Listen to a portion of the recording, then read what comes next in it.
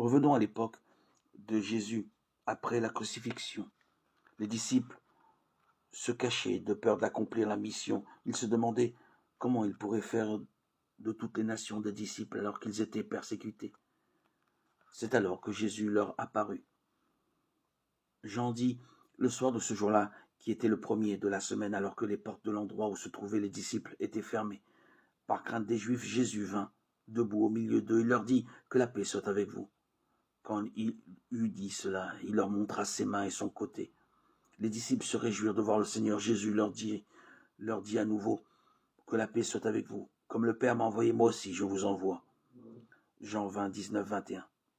C'est dans cette dernière déclaration que se trouve le secret pour faire de nouveaux disciples.